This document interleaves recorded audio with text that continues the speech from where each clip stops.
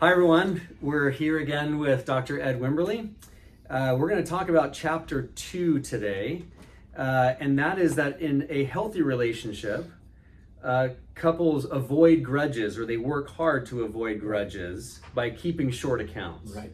So tell us a bit more about that. What does that mean for you in your work? Yeah, well, in our last conversation, we talked about healthy couples make it a point to ask, does it really matter before they respond? And my emphasis last session was on maybe you can let go and not address the issues that really don't matter and really major more on the issues that do matter.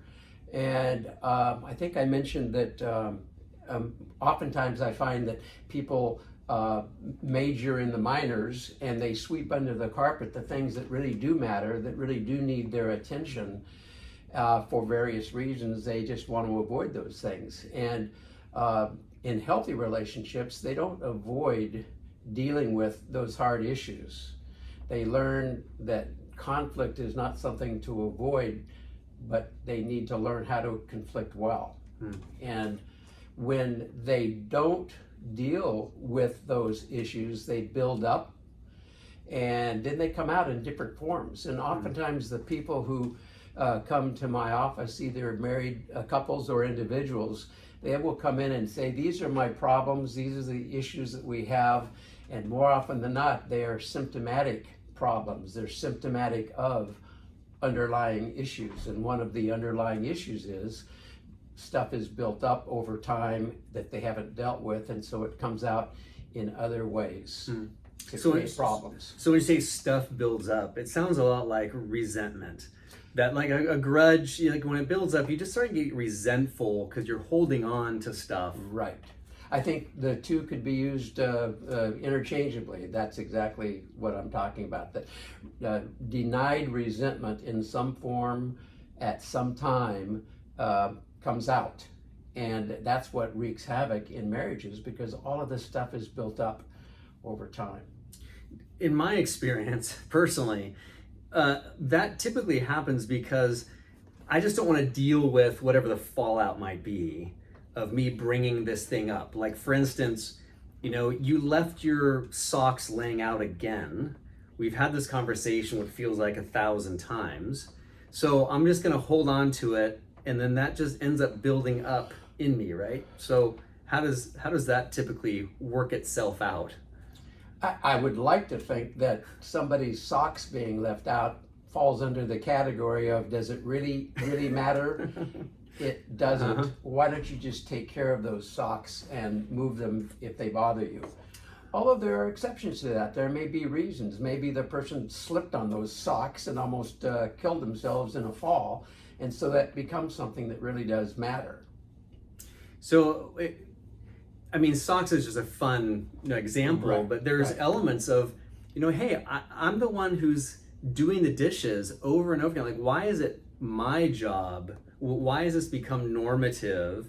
And so you get into relationships, in my experience, where people kind of fall into roles and responsibilities, and that's oftentimes where this kind of resentment can build up, is how come I'm now expected to be the one to do X, Y, and Z? Right. And so how do you work with couples who kind of fall into these categories and then realize that, look, why is this my job to bring this up when we should be partners?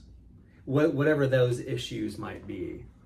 Well, I think one of the things I would address in a situation like that is, well, clearly it does matter to you that you're the one that does all the housework or all the dishes. And so that's something that you need to bring up and express and try to work out and work through. And I would work with the other person too, who resists maybe helping out. Maybe it's a male thing, an ego thing. Maybe they're just lazy when it comes to housework. And that would be an issue that they would have to confront and address, because it's clearly a resentment that's building up in that other person. We talked a fair bit about, in our last time we talked, about self-awareness, about the importance of kind of knowing, like, hey, this is this is pushing a button. Like this is something that's a problem for me that Right. that I need to bring up. Like this is serious enough for me to make an effort for. Mhm. So how do you, in the book and in your own practice, how do you work with people to help them define what's important enough to bring up so that resentment doesn't build, that you help them kind of guide through that process? Yeah. Well, a lot of times the things that matter, whether they should matter or should not matter, is kind of secondary at this point. I like to look back on what experiences in life lead you to the point where this really does matter. And maybe it was, for instance, back to the old example of leaving the lights on.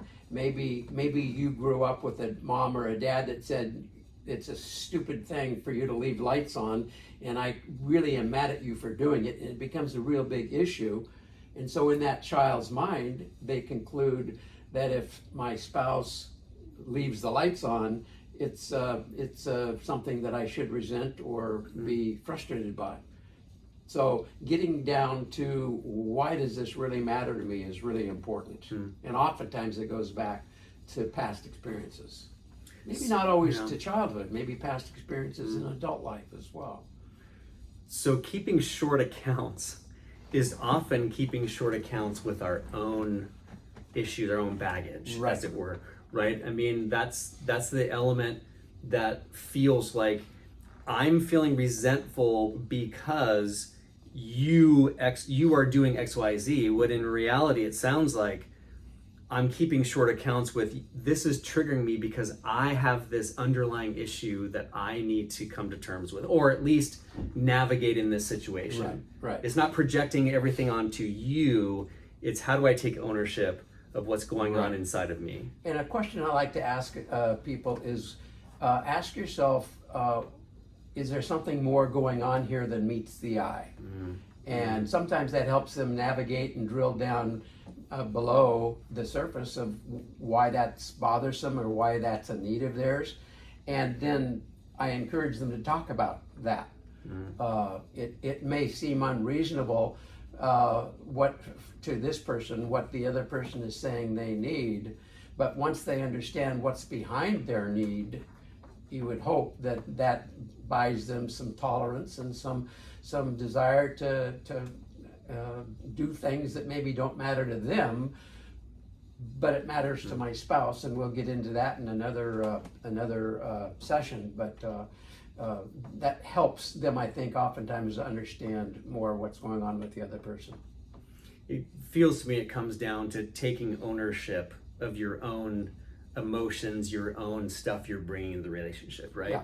It's so easy to project onto the other person, well, it's their problem.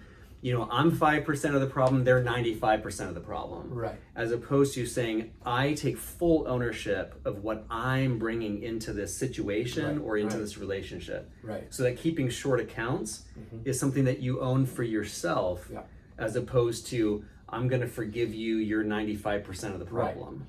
The more we understand about the other person, their background, their baggage, the more, ideally, the more tolerance we're going to have when they ask something that in our view doesn't really make any sense or isn't really that important. It's not important to me, but somehow I understand now why it's important to him or to her, and so I'm gonna cooperate with that. And do you get into any of these in the questions at the end of this chapter? Yeah. I try to guide the reader to think back on their background, their childhood, the messages they heard, and how those messages and experiences and relationships have shaped how they think about things now and what's important to them now, what they need now. And we'll get into that later on too, when we talk about the baggage we bring into the relationship. So, did you talk to my kids before this session? Because leaving the light on thing is a big issue in our family. So I'm just curious if... I would seek help for that if I were you. Well, Ed, thank you for taking the time to chat today. You're welcome. Really appreciate it. And we'll talk again about the following chapters. Good. Thanks.